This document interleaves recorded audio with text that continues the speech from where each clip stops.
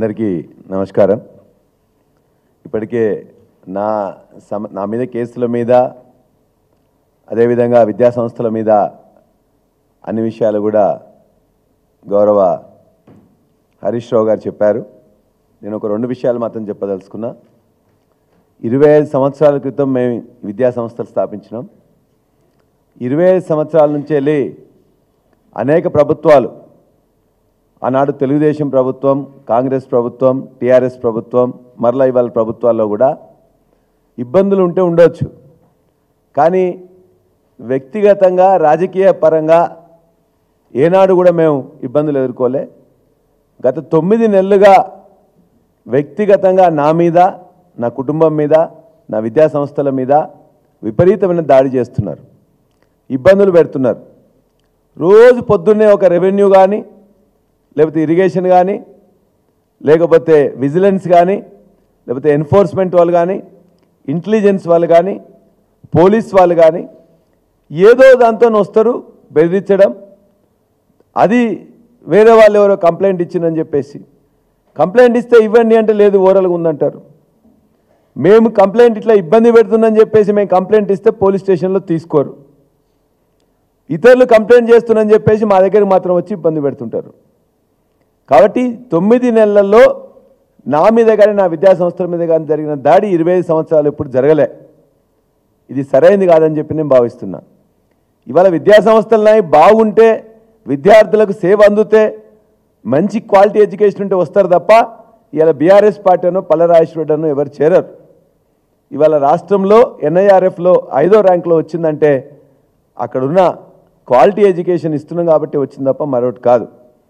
ఇవాళ medical college కూల్స్తామని చెప్పేసి ఏదైతే వాళ్ళు ప్రయత్నం చేస్తున్నారో దానికి సంబంధించిన నీటిపారుదల శాఖ, రెవెన్యూ శాఖ, కలెక్టర్ గారు, HMDA గారు అందరూ పర్మిషన్లు ఇచ్చిన తర్వాతనే ఆ యొక్క భవన నిర్మాణాలు చేపట్టినాం. అది కంప్లీట్ అయింది. ఇవాళ నీటిపారుదల శాఖ వాళ్ళే మాకు ఇచ్చారు. ఆ నీటిపారుదల శాఖ వాళ్ళు వచ్చి నిన్న కేసు పెట్టారు. ఆ కేసులో వాళ్ళు ఎక్కడ కూడా ఏం చెప్పలే. కేసులో ఏం పెట్టారు, ఇంత ఎక్స్టెంట్ నేను జరిగినాను కానీ, లేకపోతే ప్రభుత్వ భూమి, లేకపోతే చెరువు భూమిలో నేను వచ్చిందని కూడా అక్కడెక్కడ మెన్షన్ చేయలే. అనురాగ్ ఇన్స్టిట్యూషన్స్ బఫర్ జోన్లోకి వచ్చినాయి అని చెప్పి చెప్తున్నారు.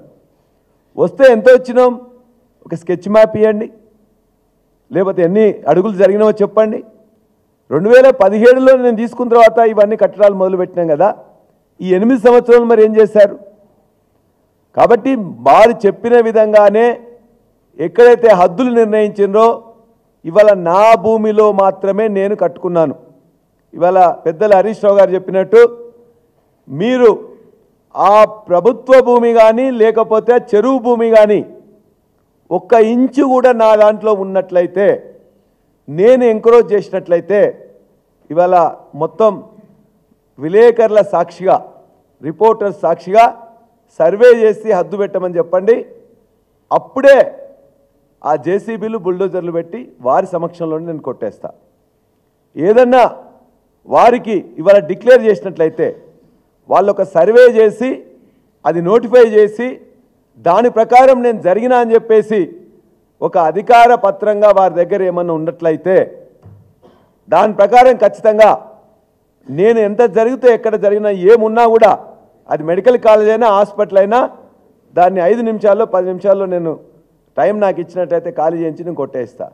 అంతే తప్ప నేను ఈ యొక్క విద్యా సంస్థలు కానీ మిగతా వాటికి కేంద్రం కాకూడదని వారు చెప్పిన దాన్ని చెప్తూ, దయచేసి ఎన్ని ఇబ్బందులు పెట్టినా, ఎన్ని కేసులు పెట్టినా చట్ట ప్రకారం కోర్టును ఆశ్రయిస్తాం.